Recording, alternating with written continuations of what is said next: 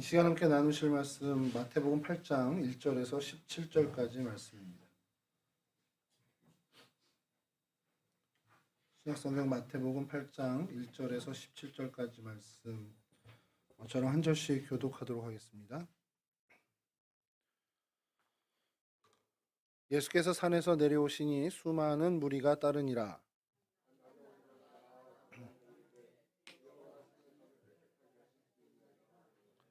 예수께서 손을 내밀어 그에게 대시며 이르시되 내가 원하노니 깨끗함을 받으라 하시니 즉시 그의 나병이 깨끗하여진지라.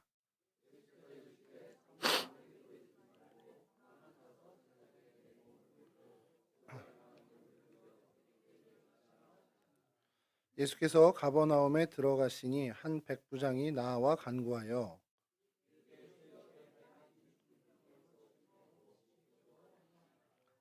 이르시되 내가 가서 고쳐주리라.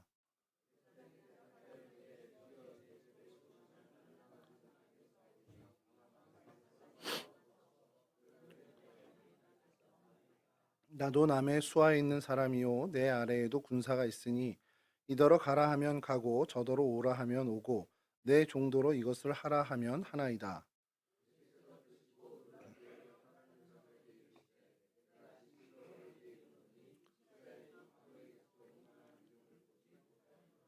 또 너희에게 이르노니 동서로부터 많은 사람이 이르러 아브라함과 이삭과 야곱과 함께 천국에 앉으려니와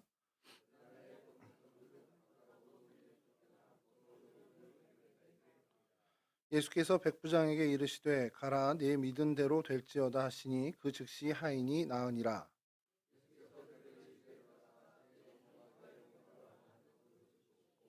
그의 손을 만지시니 열병이 떠나가고 여인이 일어나서 예수께 수종 들더라.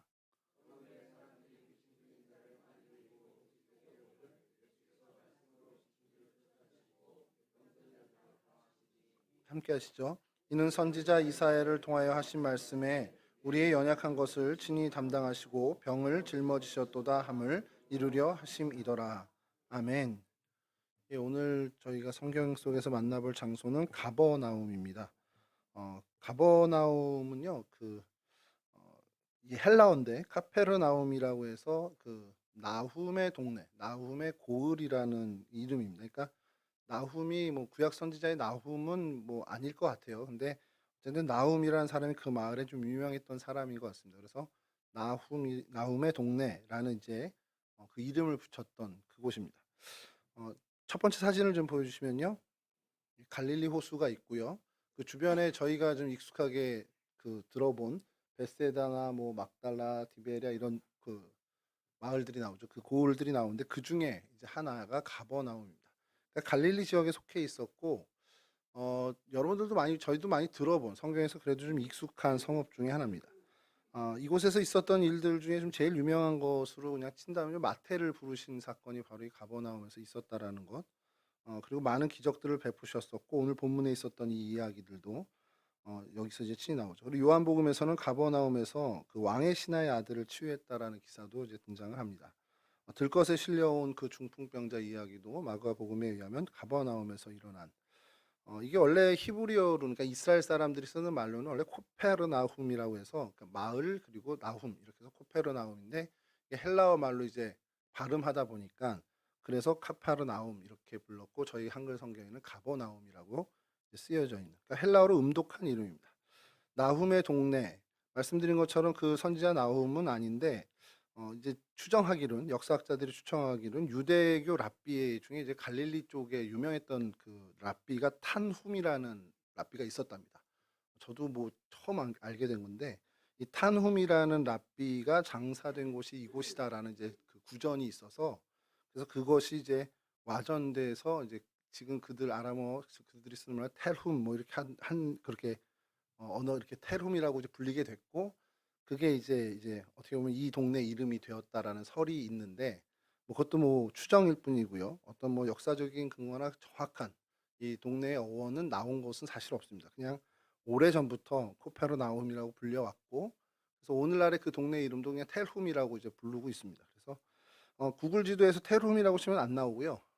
카페르나움이라고 쳐야지 나옵니다. 그래서 그 헬라 음독한 그 카파르나움이라고 검색을 치면 이렇게 카파르나움 이스라엘 이렇게 해서 나오는데 여전히 그 유적이 있습니다. 유적지가 있고 그래서 그곳에서 여전히 이제 그 이게 참 이 성경 속 장소를 하면서 그 구글 지도로 그쪽을 살펴보다 보니까요. 성지순례 상품이 없는 곳이 없더라고요, 이스라엘 전역에. 가버나움까지 무슨 성지순례 프로그램이 있겠어라는 생각으로 이제 지난주, 지지난주 이렇게 찾아보는데 엄청 많아요. 예루살렘뿐만 아니라 그 갈릴리, 뭐 나사렛 동네뿐만 아니라 갈릴리 호수 인근으로는 정말 어마어마한 프로그램들이 있습니다. 그래서 성지순례 뭐 저는 가보질 못했는데 뭐 이집트로 해가지고 출애굽 경로로 들어가는 경우도 있고 또 이스라엘 고 팔레스틴 지역을 하는 경우도 상품들이 참 많이 나오는데 코로나 기간 동안 이게 뭐 싹 없어졌다가 지금 이제 내전 시작되기 전까지 좀 그래도 상품들이 많이 소위 말하는 이제 잘 팔렸던 것들이 이 갈릴리 인근이 좀 많이 팔렸더라고요. 그래서 가버나움도 그 중에 이제 한 코스로 돼 있더라는 겁니다. 그래서 그렇게 사람들이 많이 찾아오니까 소위 말하는 이제 이스라엘 정부 쪽에서 보면은 괜찮은 거잖아요. 그래서 그 오래전부터 이곳에 상상도 못하는 이런 기념관들이 있습니다. 그래서 그 사진으로 잠깐 볼 텐데요. 사진을 이제 첫 번째 사진 한번 다시 다음 사진 한번 보여주시면 이거는 뭐 이제 이스라엘 전역 지도에서 뭐 이제 저희 잘 알지만 이제 티베리아스라고 돼 있는 데가 이제 갈릴리 호수고요. 그래서 쭉 그 북쪽에 호수 북쪽에 있다는 게 좀 큰 지도고 다음 사진 보시면 예, 이렇게 호수 중심으로 해서 거의 그 빨간 곳 있는 곳이 오늘 살펴볼 곳인데 갈릴리 호수에 완전히 거의 붙어 있다고 보시면 됩니다. 그래서 그 인근 지역에 많은 유적들이 있는 것을 저희가 보게 됩니다. 도시가 뭐 구약 시절에는 실제로 뭐 언급된 일이 없는 도시고요. 그리고 신약 시대에 와서 이제 여러 그 자료들을 보면 당시 인구가 한 1,500명 정도 이상 거주한 곳으로 이렇게 추정을 하고 있습니다. 이 역사학자들 이야기죠. 그리고 주된 시설이 있었는데 그것이 바로 그 군대, 로마군이 그곳에서 이제 군대를 이제 편성해서 주둔하고 있었던 지역으로 이제 언급이 되고 있습니다. 성곽이 없으니까 소위 말하는 저희 이렇게 사대문 있고 이렇게 성곽을 도시마다 이렇게 성을 짓잖아요.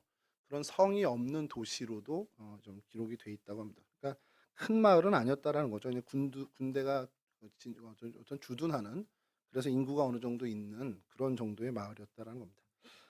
예, 그 다음 사진을 좀 보여주시면 이게 유적지입니다. 그 갈릴리 호수 바로 붙어 있죠.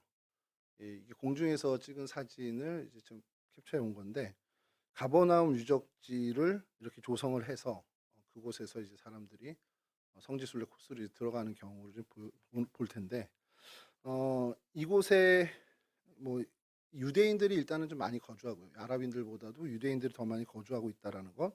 그리고 주후 11세기 정도 됐을 때 완전히 파괴된 마을이 됐다는 것이 역사에 기록이 돼 있다고 합니다. 그러니까 이쪽 지역은 그냥 아예 인구가 못 사는 폐허가 되는 동네가 됐다라는 기록이 있다고 하는데 그게 한 1100년 정도 경이니까 최근에 와서가 된 거죠. 그래서 이제 이스라엘이 나중에 1940년대에 이제 다시 이스라엘 국가 세우면서 이곳을 다 정비하는 과정에서 이런 유적지들을 약간 이제 국립공원화 또는 어떤 박물관화해서 만든 것 중에 하나가 됩니다. 그래서 다음 사진 보면 이 유적지 입구인데요. 자세히 보시면 보일 수 있는데 가버나움 더 타운 오브 지저스라고 되어 있습니다. 그러니까 유대교인 정부가 이게 소위 말하는 사람이 많이 모이니까 기독교인이 많이 오니까 이게 예수의 가버나움 마을이라고 이렇게 아예 그냥 타이틀을 정해서 유적지를 만들어 준 겁니다. 그래서 저도 보면서 좀 깜짝 놀랐는데 사진이 정말 많아요. 그래서 이걸 다 소개해드리면 좋겠다 했는데 그냥 핵심적인 것만 보면 다음 사진 보여주시면 이게 가버나움 유적지. 그러니까 저기가 집터예요. 그러니까 어떤 누가 살던 집은 모르지만 마을이 형성됐던 마을 터입니다. 실제 이제 그 시절에 예수님 활동 당시의 시절의 마을 터고 다음 사진 보시면 좀 자세히 가까이 지는데 요렇게 그러니까 어떤 칸인지 모르겠지만 여기가 뭐 주방이었을 거고 뭐 여기 뭐 동물 요런 식으로 유적이 저기에 이제 아주 잘 발굴이 돼서 그 부분만 유적지로 이렇게 만들어서 입장객을 받고 하는 그런 곳으로 삼았다라는 것이죠. 근데 가버나움 여기 발굴 조사팀이 이거는 모르겠습니다. 이게 좀 확인은 되진 않았겠지만 그래도 추정을 하는 건 그때 당시 사람들이 이런 가옥에서 살았겠구나라고 하는데 여러분 오늘 말씀을 저희가 들어봤지만 가버나움에 누구의 집이 있었다고 성경이 오늘 얘기합니까? 같이 읽었잖아요, 저희. 베드로의 장모의 집이라고. 베드로 처갓집이 있었습니다. 근데 이게 사실은 베드로의 처갓집이라고 하지만 베드로의 집이나 마찬가지라고 좀 이따 좀 설명을 드릴 텐데, 이 가버나움에 베드로 장모의 집이 있었다라는 걸 성경에서 사람들이 찾고는 성경 고고학자들이 이곳일 거야라고 한 곳이 있어요. 좀 글쎄 뭐 이게 말이 되는 건지 잘 모르겠지만 여하튼 그렇게 해서 베드로 집이 좀 유명하고요. 베드로 집 말고 또 하나 여기서 역사적인 가치가 이제 있는 발굴이 된 것이, 아마 발굴이라기보다 보존이 잘 된 건데, 다음 사진 보여주시면 굉장히 보존이 잘 됐잖아요. 무슨 신전 같지 않습니까? 로마 신전 같이 되는데 이게 당시 가버나움 회당이라는 겁니다. 이게 왜 역사적 가치가 크냐면 굉장히 특이한 유적인데, 이게 주 3세기 경에 다시 이제 재건한 것으로 추정을 해요. 그러니까 원래 있던 회당터에 이제 300년, 서기 한 300년, 그 주 300년쯤에 다시 이제 개보수를 해서 이렇게 형태를 갖춘 것으로 추정을 합니다. 근데 이게 전통 유대식 회당의 모습이 아니에요. 정통 유대식의 회당의 전혀 모습과 다르다는 겁니다. 근데 회당인 건 확인을 한 거예요. 근데 왜 이렇게 어떤 기하학적인 장식들이 많을까라고 역사학자들, 성경학자들이 추론했을 때 발견해낸 이유는, 굉장히 많은 주술과 우상신들이 이 가버나움에 여전히 많았다는 겁니다. 그래서 그 혼합 종교처럼 하나님의 말씀을 전하는 그 회당 역시도 그 지역의 어떤 우상 숭배와 이렇게 좀 섞이게 되는 그러한 양식을 가진 이런 기하학적인 장식들이 많이 들어간 건축물이 되었다라고 이제 보는 거죠. 그러니까 가버나움에도 역시 우상 종교들이 많이 있었고, 그것이 이제 회당의 어떤 모양까지도 영향을 줬다라는. 그래서 굉장히 이게 역사적으로 가치 있는 회당의 유적이라고 합니다. 요게 있어서 이 가버나움 유물 이 유적에는 이 회당이 굉장히 큰 하나의 그 유산이 되고요. 또 하나는 이 안에 저희 나라도 마찬가지입니다만 뭔가 이렇게 박물관 같은 거 딱 만들어 놓으면 기념적인 뭐 하나를 하잖아요. 여기는 기념 예배당을 만들었습니다. 다음 사진 보여주시면 이 유적지 안, 예, 베드로 동상이고요. 다음 사진이, 예, 다음 사진.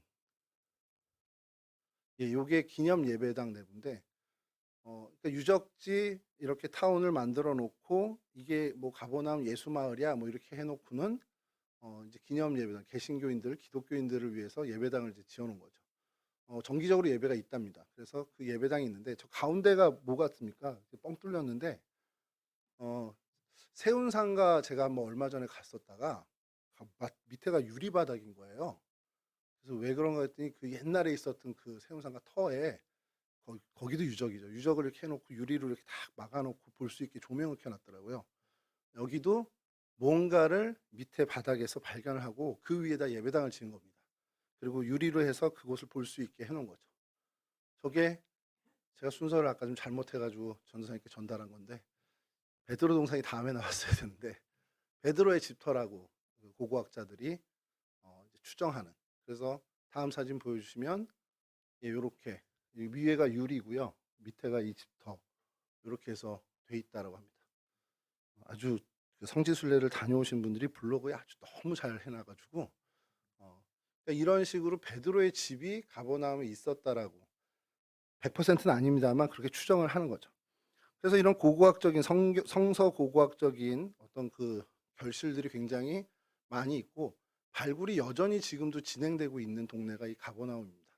근데 이제 뭐 여력이 없죠. 이게 무슨 이스라엘 정부에서 주도해줘 하는 것도 아니고, 지금은 프란시스 수도원 거기 그쪽이 이제 주도해서 많이 하는 경우가 있고, 카톨릭이나 뭐 개신교는 좀 그런 움직임은 좀 없고요. 로마 카톨릭에서 특별히 힘을 많이 실어서 발굴 사업을 지금도 진행을 하고 있는 동네가 이 가버나움이고, 그리고 실제로 어떤 그 노력하는 것보다 더 이상으로 많은 유물들이 나온 동네라고 이야기합니다. 그래서 성지순례 코스도 이곳이 좀 많이, 이제 요즘은 더 많이 가게 되는 그런 곳이라고 합니다. 이 가버나움에서 이제 저희가 생각할 때 구약에는 거의 말씀드린 것처럼 언급이 거의 없고요. 복음서에서 이 가버나움에서 언급한 것에 저희가 좀 주목할 만한 것은 예수님이 집에 계시다라는 어떤 그런 표현들은 사실 복음서에 거의 없거든요. 예수님 집에 머무르셨어. 예수님 지금 어디 계셔? 집에 계시대. 이런 표현들은 저희가 거의 낯설잖아요. 유일무이하게 이 표현이 나오는 게 마가복음 2장 1절입니다. 마가복음 2장 1절 좀 띄워주시면, 수일 후에 예수께서 다시 가버나움에 들어가시니 집에 계시다는 소문이 들린지라. 이게 헬라어로 하면 이 집이 예수님의 집입니다. 주격으로 이렇게 소유격으로 해서 보면, 수일 후에 예수께서 다시 가버나움에 들어가시니 집에 계시다는 소문이 들린지라.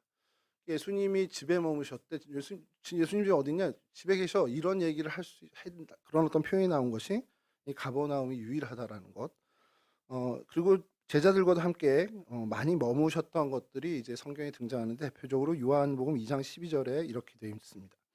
그 후에 예수께서 그 어머니와 형제들과 제자들과 함께 가버나움으로 내려가셨으나 거기에 여러 날 계시지는 아니하시니라. 그러니까 가버나움이 이렇게 예수님의 가족들과 또 제자들과 자주 들르신 곳으로 이제 신약에서는 언급이 되고 있죠. 그래서 이 복음서에는 예수님이 거하신 도시로 좀 유명하고요. 또 병자들, 오늘 이제 마태복음 8장 이야기처럼 병자들을 많이 고치신 곳으로도 이 지역이 많이 언급이 됩니다. 그럼에도 불구하고 성경에서는 이곳이 예수님의 이러한 많은 활동에도 불구하고 회개하지 않는 도시로, 이제 어떻게 보면은 회개하지 않는 도시로 지목이 되고요. 그래서 저주가 내리는 동네가 되었다. 이제 그렇게 뭐 이야기가 성경에서 그 정도로 언급이 됩니다. 그래서 오늘 이 가버나움에서 벌어진 사건이라기보다는 이 가버나움에서 있었던 오늘 이 본문 마태복음 8장의 이야기를 가지고 요걸 좀 모티브로 해서요, 우리 신앙 성장에 대해서 좀 한번 좀 생각을 나눠보는 시간을 좀 가졌으면 합니다. 그래서 우리가 특히 이제 신앙의 성장, 특히 이제 기도의 성장에 대해서 묵상을 좀 해보려고 하는데, 오늘 이 가버나움에서 있었던 이제 백부장이 자신의 종을 위해서 예수께 나와 간구하는 그 장면이 가버나움이었고, 베드로의 장모의 집이 가버나움에 있었다라. 그래서 가버나움에서 이 일이 있었는데, 이 일을 마태가 마태복음 8장에서 이렇게 순서를 열거해서 기록을 하거든요. 그 기록을 보면서 저희가 좀 우리의 신앙이 이렇게 좀 발전하면 좋지 않을까라는 생각을 좀 해보려고 합니다. 그래서 오늘 좀 말씀을 좀 나누는데, 요즘이 인구 절벽 시대잖아요. 그리고 인구 절벽 시대는 결국 아이를 많이 안 낳는 거고, 아이를 많이 안 낳는다는 것은 결국 결혼도 많이 안 한다라는 얘기고, 결혼을 해도 애를 잘 안 낳는다는 얘기죠. 이런 시절에 가뜩이나 가정을 잘 구성했는데 그 가정들 역시도 파탄에 이르는 경우가 너무 많습니다. 그래서 이런 어떤 일들, 이런 시대에 그럼 이런 어떤 관계들에 대해서 저희들이 좀 생각해 볼 때, 관계는 왜 그러면 이렇게 손상이 되고 관계가 왜 깨지는 일들이 많을까, 이런 생각들을 좀 해보다 보면 결국 그거는 소통의 문제라는 거죠. 그래서 소통, 그러면 요즘 김창옥 씨가 제일 유명하잖아요. 유퀴즈에서 나와서 그 얘기를 하는데, 그분도 어릴 때 참 불우한 시절을 보냈더라고요. 그래서 아버지하고도 소통이 거의 안 되고, 아버지가 돌아가시기 직전 그때 아버지하고 소통했던 몇 개의 사건만이 이분에게 추억으로 남은. 그래서 참 생각해 보면 80년을 살든 90년을 살든 100년을 살든 어쨌든 그 시간의 밀도라는 것은 두 분 다 인간마다 다 다르겠구나라는 생각을 하게 된 겁니다. 그러니까 이 사람과 10년을 같이 있고, 아니면 이 사람과 30년을 같이 지내든 50년을 같이 지내든 그 시간의 길이와 그와 소통했던 어떤 그 밀도와의 그건 정말 별개의 문제라는 거죠. 그래서 50년을 같이 산 부부라고 해도 10년을 같이 산 부부만 못할 수도 있는 거고, 10년밖에 같이 못 산 부부라고 할지라도 60년, 70년을 같이 산 부부보다 더 밀도 있는 관계를 가질 수도 있다는 거죠. 이거를 약간 신앙적으로 좀 바꿔 얘기하면, 어, 예수 믿은 지 얼마나 됐냐 그러니까, 예전에 저희 교회 청년 하나가, 제가 교회 경력이 30년인데요. 그래서 교회 경력이라는 걸 처음 들었거든요. 그때 교회 경력 30년이면 너 나랑 비슷하다. 이제 그때 제가 전도사 때인데 비슷하다 이렇게 얘기를 한단 말이에요. 모태 신앙으로 태어났다면 신앙 경력, 교회 경력이 지금 내 나이와 같을 겁니다. 당시 자신의 나이와 같을 거라는 거죠. 그러면 경력으로만 따지면, 교회 경력으로만 따지면 삶을 예수님을 모르고 살아오다가 예수님을 만나고 회심해서 교회 안에 들어오게 된 분하고는 분명히 차이가 날 거라는 거예요. 경력으로는. 그러면 그 경력이 정말 무서운 거고, 그 시간이 정말 함께한 시간이 무서운 거라면, 늦게 예수 믿은 사람은 태어나자마자 예수를 믿기 시작한 사람 이상을 넘을 수가 없다라는 결과가 나온다는 거죠. 만약에 그것이 그 시간이 정말 중요한 것이라면. 근데 우리가 잘 알지만 우리 이미 다 경험했지만 그게 별로 중요하지 않은 거 우리 잘 알잖아요.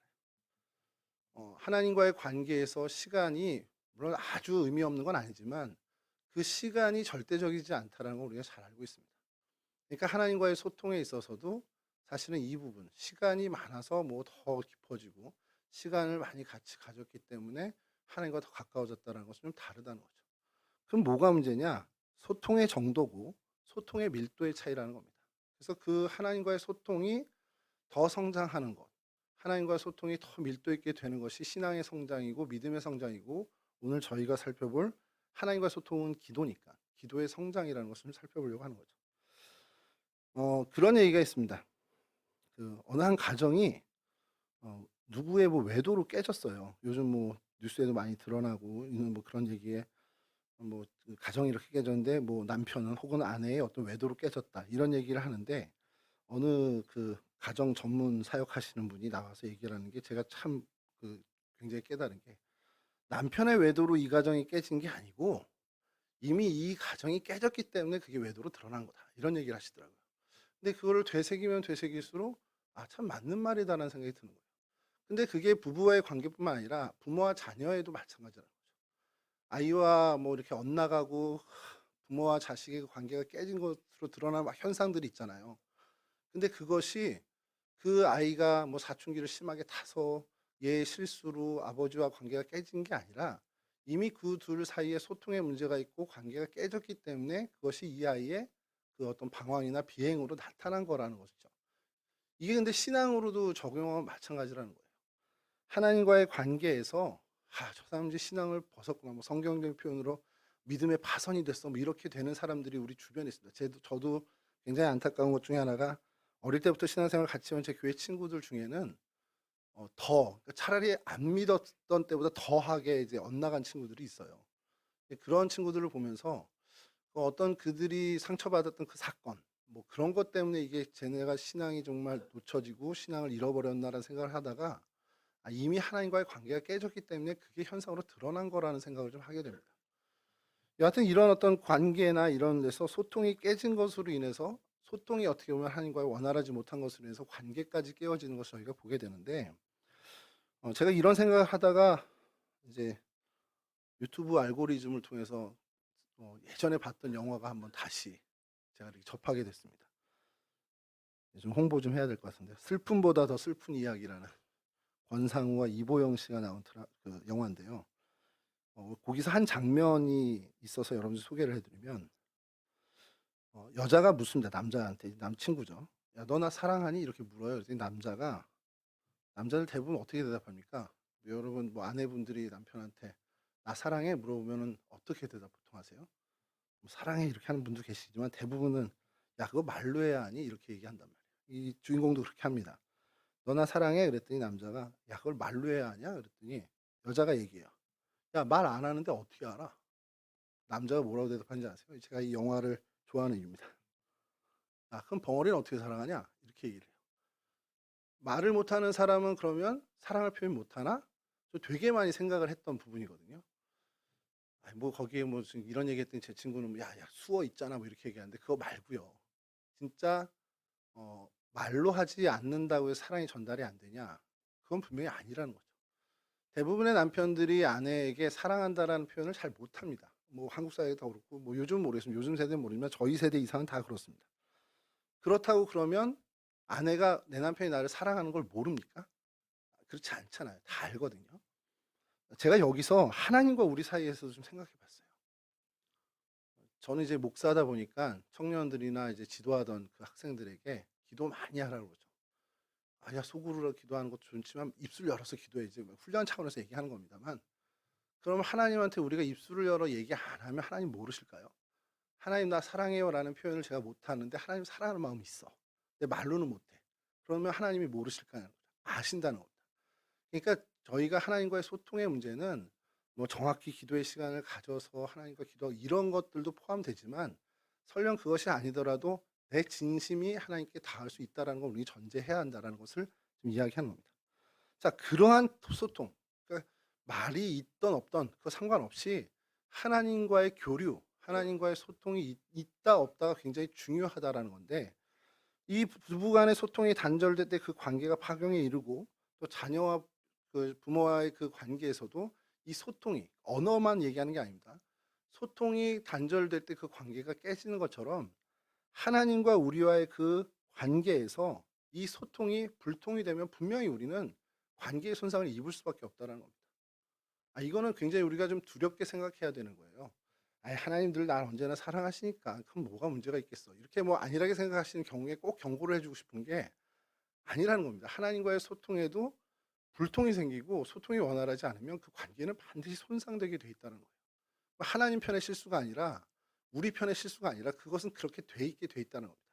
그러니까 하나님과의 소통이 굉장히 우리에게 중요하다라는 것을 우리가 얘기하는데, 그 소통이 뭡니까? 우리가 교회에서 늘 하나님과의 소통을 얘기할 때 제일 대표적인 수단을 뭘 얘기합니까?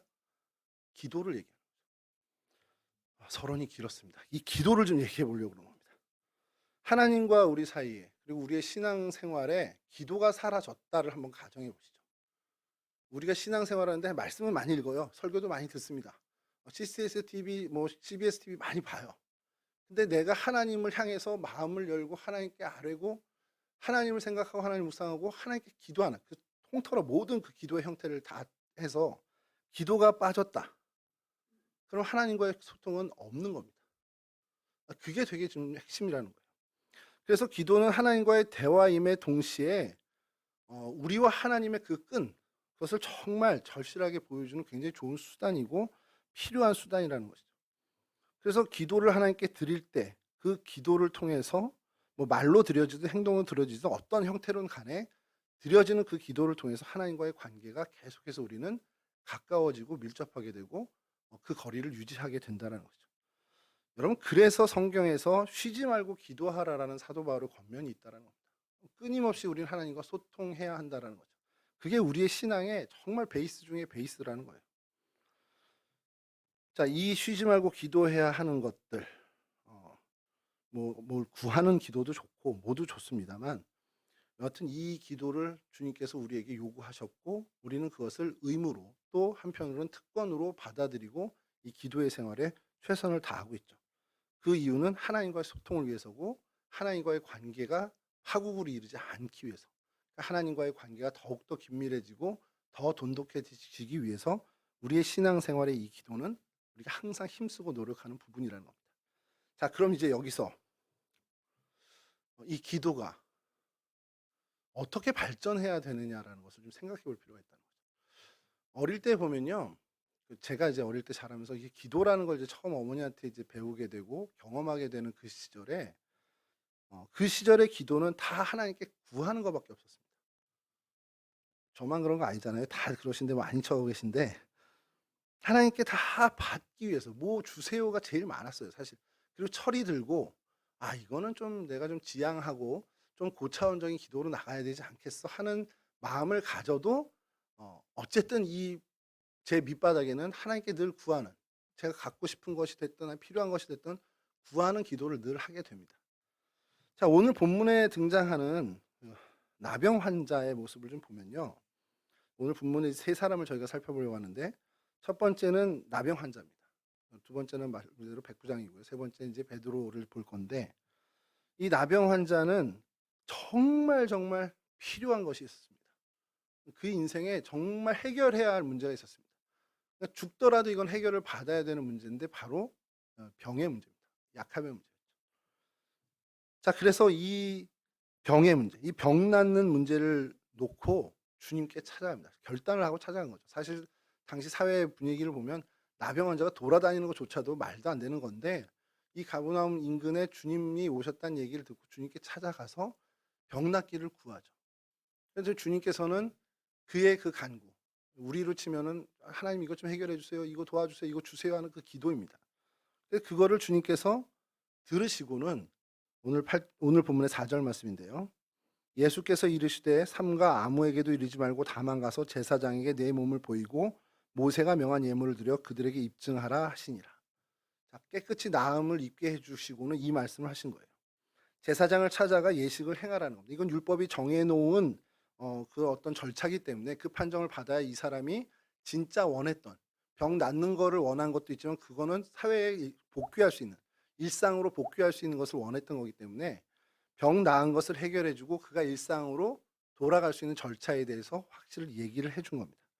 자 근데 이걸 우리가 항상 저도 어릴 때부터 이게 좀 '이게 왜 그냥 이렇게 아무에게도 얘기하지 말라고 하시지?' 이런 생각을 이게 굉장히 어떻게 보면은 간증할 만한 얘기 아니에요?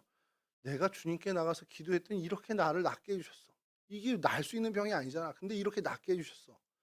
이거 충분히 간증하고 자랑할 만한 이야기인데 주님께서는 이것을 좀 말리시는 겁니다. 요즘 우리 아이들 표현으로는 워워 하는 거죠. "야 너 너무너무 고조되지 마. 그냥 좀 자분히 있어." 이렇게 하시는 겁니다. 이 문제를 성경학자들이나 주석을 많이 찾아보면 이 부분에 대한 많은 해석들이 있는데 한 해석이 이렇게 이야기합니다. "우리가 애절한 문제를 주님 앞에 아뢰고 응답받는다는 것은 굉장히 아름답고 복된 일이다." 이 주석에 있는 이야기입니다. 그러나 그것을 서로 독려하고 위로하기 위해 나누는 것은 아름다운 일이지만 마치 그것을 기도의 완성을 이룬 것처럼 혹은 믿음의 완성을 이룬 것처럼 자랑할 만한 것은 아니다. 이게 이제 정통적인 성경의 해석입니다. 그러니까 이 나병 환자가 주님께 아뢰서 자신의 개인적인 정말 개인의 그 필요한 문제를 해결을 받아요. 진짜 어떻게 보면 놀라운 기적을 경험한 겁니다. 이게 정말 신앙적으로 아름다운 열매고 굉장히 좋은 일이긴 하나 이게 어떤 그리스도교에서 기독교에서 얘기하는 기도의 완성의 단계는 아니라는 것을 얘기하는 겁니다. 주님은 이제 그걸 경계하신 거죠. 서로 독려하면서 "야 내가 이런 아픔이 있었는데 주님께 나가서 이렇게 해결을 받았어." 서로 믿음을 독려하고 격려하는 차원으론 좋으나 이게 마치 "야 기도 나한테 물어봐. 기도는 내가 전문가야." 이렇게 기도의 완성이나 믿음의 완성을 이룬 것처럼은 여기지 말라라는 겁니다. 그럼 이 기도의 단계 어떤 이 기도의 수준은 어떻게 보면 가장 기본적인 기도의 신앙의 단계. 문제가 있고 문제가 생긴 것을 다른 어떤 유력자가 아니라 어떤 나에게 영향을 줄 수 있는 좋은 사람이 아니라 그 기본적인 문제를 주님 앞에 갖고 나간다라는 가장 기본적인 기도의 단계라는 거예요. 그러니까 우리 그리스도인이라면은 누구나가 다 이러한 기도의 단계에는 진입을 해야 된다는 겁니다. "내게 문제가 생겼어. 이 문제 누구랑 해결할래?" 하나님이랑 해결해야 된다는 거예요. 그거는 기본적인 거고 거기에만 머물지 말고 이걸 마치 기도의 완성인 양 '나는 기도하는 대로 하나님이 다 응답해 주셔.' 그걸 자랑 삼는 게 아니라 한 걸음 더 나아가는 기도의 성숙을 이루어야 되는데 그것이 바로 오늘 백부장의 모습이라는 거예요. 백부장은 어땠습니까? 그의 말을 한번 좀 들어보죠. 8장 6 절인데 오늘 보면 6 절인데요. 이르되 "주여 내 하인이 중풍병으로 집에 누워 몹시 괴로워하나이다." 백부장은 누구의 일을 갖고 나왔습니까? 자신의 일을 갖고 나온 게 아니고요. 철저한 타인의 문제를 가지고 주님 앞에 나왔습니다. 우리의 문제, 내 자신의 문제를 주님 앞에 갖고 나오는 건 다 해야 되는 거고요. 누구나 해야 되는 거고 거기서 한 걸음 더 나아가 우리가 반드시 진전해야 할 두 번째의 기도의 성숙의 단계는 타인을 위해 기도할 수 있는 사람이 되어야 한다는 것을 이 마태복음 8 장을 통해서 알려주신다는 거예요. 사람들은 누구나 주님께서 자기 집을 방문해 주시길 원하고 자기 병든 곳을 직접 만져 주시고 이렇게 하길 바라죠. 근데 이 백부장은 굉장히 좀 전혀 다른 방향의 어떤 신앙의 성숙을 이룬 사람이라는 겁니다. 8장 8 절에 오늘 본문의 8 절에요. 백부장이 대답하여 이르되 주여 내 집에 들어오심을 나는 감당하지 못하겠사오니 다만 말씀으로만 하옵소서. 그러면 내 하인이 낫겠사옵나이다. 주님 직접 안 만져 주셔도 주님 말씀하시면 낫잖아요. 난 그거 믿어요. 이게 어떤 걸 좀 생각하냐면요. 제가 이렇게 읽어보면서 이 백부장이 기도에 관련해서는 어쨌든 한 단계 성숙한 사람이에요. 철저하게 타인의 어떤 문제를 주님 앞에 갖고 나가는 우리로 표현하면 이제 중보기도죠. 그 중보적 사명을 감당할 수 있는 성숙을 이룬 사람이거든요. 그래서 그런지 이 사람이 좀 그런 게 있습니다. 제가 이제 신앙생활 하다 보면 사람들이 좀 그래요. 성도분들도 그리고 목회자들을 보면 어떤 신앙의 한 부분이 굉장히 성숙하잖아요. 그러면 다른 부분도 덩달아 같이 성숙하는 걸 좀 보게 됩니다. 이 백부장이 딱 그랬던 것 같아요. 기도의 부분에 있어서 굉장히 큰 성장과 성숙을 이루다 보니까 이런 다른 믿음에 있어서도 같이 성장하는 걸 보여주는 겁니다. 주님이 직접 가주시면은 가주신다는데 얼마나 좋아요. 근데 그거 아니어도 된다는 거. 얼마나 믿음이 좋으냐면 주님 말씀만 하셔도 다 낫잖아요. 뭐 굳이 오세요. 그런 믿음이 있는 겁니다. 이게 주님하고 좀 더 가까워지기 싫어서 거리를 두는 게 아니라 진짜 이 사람은 그 믿음이 있는 거예요. "주님 말씀만 하십시오. 나도 내 밑에 수하가 있는데 가라 하면 가고 오라면 옵니다." 근데 하물며 주님께서 말씀하시는데 그게 안 이루어지겠습니까? 이런 얘기를 하는 거예요. 굉장한 믿음의 성숙을 보여주죠. 그 믿음의 성숙에 걸맞게 이 사람 역시 기도의 성장을 이룬 사람이라는 거예요. 내 문제가 아니라 철저하게 정말 타인, 뭐 이게 뭐 로마 군인이었고 이스라엘 뭐 종이었다 이거 다 떠나서요. 그런 거 다 지우고 내가 아닌 남의 문제를 가지고 주님 앞에 갈 수 있는 사람이었다는 거예요. 우리의 기도의 성장이 여기까지 가야 된다는 겁니다. 주님께서 정말 이러한 믿음을, 이러한 기도의 성장을 칭찬하셨어요. 이스라엘 누구에게서도 이만한 믿음을 본 적이 없다라고 극찬하시면서 이 백부장을 칭송합니다. 여러분, 타인을 위한 기도 사역, 내 문제가 아니라 우리 옆집에, 그리고 우리 김 집사님 내 일, 내 친구의 그 문제, 이걸 가지고 주님 앞에 새벽마다 무릎 꿇고 기도한다? 이 정도의 성숙까지 우리가 목표하고 나가야 되는 것이 우리 신앙생활에 어떻게 보면은 여정이 돼야 한다는 겁니다. 그래서 정말 타인을 위한 기도를 통해서 내가 더욱더 사랑의 사람으로, 내가 더욱더 기도의 사람으로, 내가 더욱더 주님의 사람으로 성장해 가는 것, 그것이 우리의 신앙의 여정이 되어야 한다는 것이죠. 이 정도의 기도의 성숙만 이뤄도 참 다행인데, 정말 뭐 평생 이룰 수 있을지 모르겠지만 목표를 이렇게 놓고 가는데, 오늘 마태복음 8 장에서는 이게 기도의 완성이라고는 얘기하지 않습니다. 여기서 한 걸음 더 나아가라고 우리를 권면해요. 누구냐? 바로 베드로입니다. 나병 환자 있었죠? 백부장의 기도. 이거 이 정도만 해도 대단한데 베드로의 신앙의 수준까지 우리를 요구하십니다. 베드로는 어땠느냐? 오늘 본문의 14절과 15절입니다. 예수께서 베드로의 집에 들어가사 그의 장모가 열병으로 앓아 누운 것을 보시고 그의 손을 만지시니 열병이 떠나가고 여인이 일어나서 예수께 수종들더라. 이 베드로 장모가 열병이 걸렸어요. 근데 당시 의료 수준으로 보면 이 열병은 죽을 병입니다. 근데 이 베드로가 독특한 건 자신의 장모의 회복을 위해서 주님께 한마디도 기도하거나 요청한 게 없어요. 성경에서 의도적으로 뺀 거냐 그게 아니라 안 했으니까 이렇게 해 가지고 정확하게 이렇게 기록을 한 겁니다. 그런데 주님께서 베드로가 한 번도 요청하지 않은, 베드로가 어떻게 보면 냄새도 피우지 않은 이 일을 어떻게 아셨는지 아무 말한 베드로와 상관없이 가셔서 베드로의 이 장모를 살려 주셨습니다. 왜 그랬을까? 이유는 단 하나입니다. 베드로가 주님과 동행하고 있었기 때문이죠. 이 얘기는 뭐냐면 베드로의 상황을 좀 보시죠. 베드로는 갈릴리 호수에서 어부로 일했던 사람입니다. 엄청난 어획 기적을 경험했던 사람이죠. 누가 그러더라고요. 베드로가 그때 예수님을 따르게 되고 그 일터를 버리고 예수님을 따르게 된 건 다른 사람들하고 다르다는 거예요. 그래서 왜 그랬더니 그분 얘기가 참 재미난 것이 엄청난 어획 기적을 일으켰잖아요. 그 갈릴리 호수의 레전드가 된 거예요. 쉽게 얘기해서 뭐 정점을 찍은 겁니다. 커리어 하이를 찍은 겁니다. 근데 그거 가만히 있으면 모든 사람들에게 베드로가 와서 앞에 고기 어떻게 잡는 거야? 그러니까 그 일대에 그냥 전문가로 살 수 있는 사람인데 그거 다 버리고 그 커리어 하이에 찍은 그 직업을 버리고 예수님을 따르는 거라는 거죠. 여하튼 뭐 그렇게 베드로가 그 모든 걸 버리고 주님을 따르는데 베드로는 이미 결혼했죠. 우리가 알고 있듯이 뭐 카톨릭에서 얘기하는 것처럼 베드로가 무슨 초대 교황이니까 뭐 이런 얘기랑 좀 다르게 베드로는 분명히 결혼했습니다. 그럼 베드로가 이 한 가정의 가장일 텐데 생업을 다 뒤로 하고 예수님을 따랐어요. 그럼 우리 자연히 상상할 수 있겠죠. 그럼 그 가정의 생계는 누가 책임질까? 당연히 베드로의 아내가 책임지겠죠. 저도 경험이 있습니다만 제가 가정을 건사하지 못하는 상황이 될 때 집사람이 일을 해서 가정을 건사하죠. 그러면 누가 제일 마음 아플까요? 1번 남편, 2번 장인어른, 3번 장모님. 장모님이죠. 그냥 수시로 장모님 연락하고 수시로 오고 그렇게 돼요. 아니 뭐 이건 당연한 건데. 저희 어머니도 안타까워하지만 장모님은 더 안타까워하십니다. 베드로가 생업을 못할 상황이에요. 가족 건사를 못해요. 주님을 따라야 돼요. 뭐 한시적인 3년이라는 시간이 뭐 약속된 건지는 모르지만 여하튼 언제가 될지 모르는데 베드로의 아내가 고스란히 그 생계를 다 받았습니다. 그러면 그것은 장모님, 그 친정 어머니의 짐이에요. 그거는 우리가 부인할 수 없습니다. 자, 근데 친정 어머니가 죽을 병에 걸렸습니다. 이건 뭘 얘기하냐?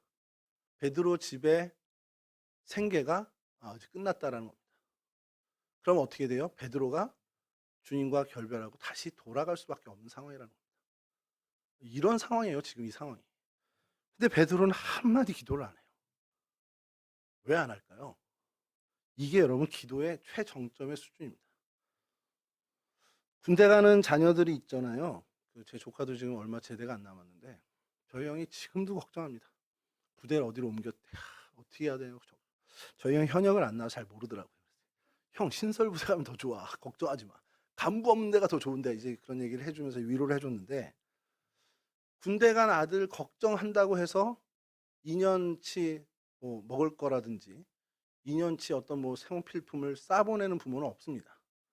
왜냐? 나라에서 다 책임지거든요. 그게 군인이잖아요.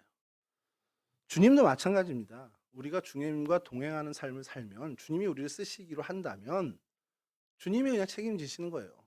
베드로가 이 믿음까지 잘한 사람이라는 겁니다. 우리 장모님 쓰러졌네. 저거 안 고쳐주면 주님 나 주님 더 이상 못 쫓아가 다녀요. 나 집으로 돌아가야 돼요. 이거 할 필요 없다는 겁니다. 장모님 쓰러졌네. 내가 주님 계속 따르게 하려면 주님 알아서 해결해 주시겠지.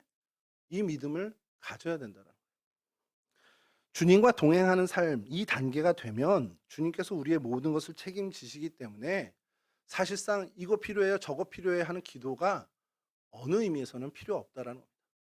근데 여기서 제가 이런 설교를 할 때 제일 정말 경계하고 이게 청년들하고 설교하면서 항상 좀 조심해야 되는 게 이렇게 얘기하면 기도 안 해도 되나 보다 이런 생각을 하는 거예요. 아니요. 처음에 얘기한 나병 환자의 기도, 백부장의 기도는 우리의 삶에 계속 이어져 가야 됩니다. 근데 거기에만 머무른 게 아니라 한 단계 더 나아가는 주님과 동행함으로 인해서 우리가 간구하지도 않고 구하지도 못했던 미처 우리가 알지도 못했던 것을 주님께서 해결해 주시는 것을 경험하는 삶, 그런 신앙의 여정을 걸어가야 된다는 걸 얘기하는 거예요. 뭐 주님 다 아시니까 우리 기도 안 해도 돼. 이런 얘기가 아니라는 겁니다. 내가 필요해도 주님께서 다 해주실 거지만 나에게 필요함이 느껴지고 했을 때 주님께 구하는 그런 아름다운 모습이 우리 기도의 모습이 있어야 된다는 거예요.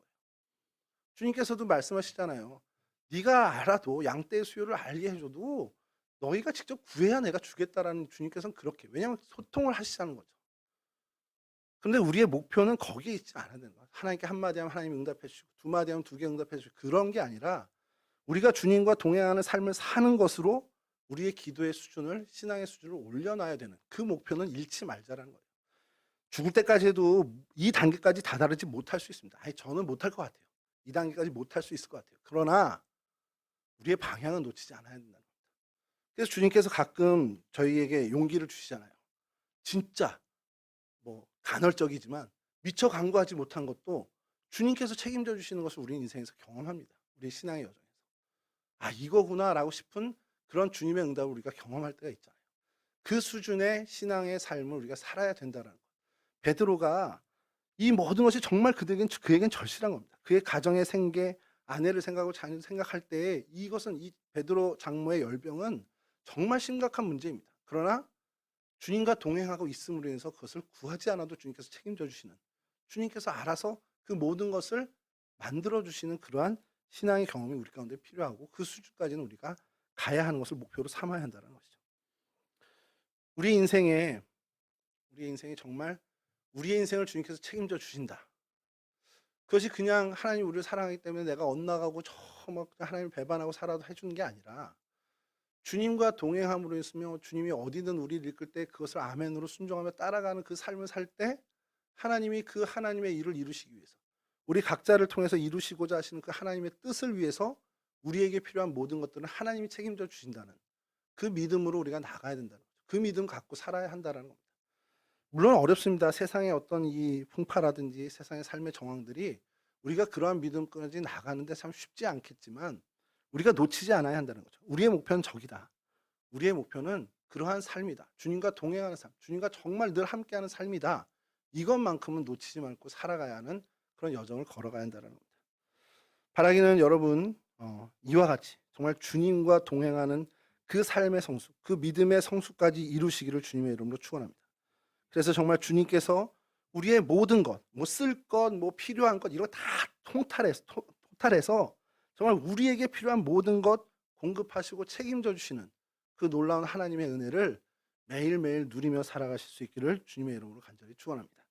우리 440장 찬송하시고 주님 가르쳐 주는 기도로 마치도록 하겠습니다.